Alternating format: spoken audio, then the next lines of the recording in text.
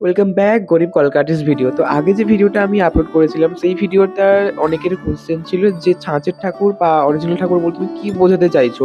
তো ছাঁচের ঠাকুর হচ্ছে একটা ছাঁচ করা থাকবে, একটা স্ট্রাকচার করা থাকবে, তার মধ্যে শাপলা মাটি ফিল করে ফুলের পোকা একটা শেপ নিয়ে ভেজা আসাটা হচ্ছে ছাঁচের শালিখের ব্যাপারটা ওটা।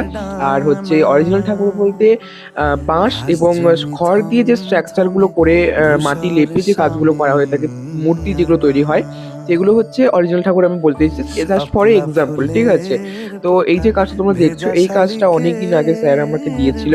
তো স্যারের রিকোয়েস্ট ছিল ডানা যে অনেকদিন থেকে স্যারের কাছেই আজ ক্যানভাসটা জমি পড়েছিল।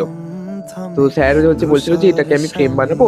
তুমি এটাকে একটু সুন্দর শালিক করে কলকা ডিজাইন করে দিও। তো বেসিক্যালি স্যাররাও পাশ টিচারও আমার দিয়ে কলকার ফ্যান, ঠিক পথে আছে? তো গেছে এটা হচ্ছে বিষয়। দূরের তো থেকে অনেকদিন থেকে পড়েছিল, ঠিক আছে? দূরে এবার আমি তো একদমই করে উঠতে পারিনি, এত কাজের পাশ প্রেশার। দিয়ে তারপরে ভাবলাম যে পথ না, কাজ গেছে ছেড়ে যখন চলেই এসেছি, এই দূরের কাজটা নিয়ে থেকে কিছুটা তো কমপ্লিট করে রাখা যেতেই পারে। ব্যাকগ্রাউন্ডটা কমপ্লিট করে অন্তত আমি রেখেছিলাম। তারপরে এই ডিজাইনটা করতে শুরু করেছি। কেমন লাগছে অবশ্যই কমেন্ট করে বলবে।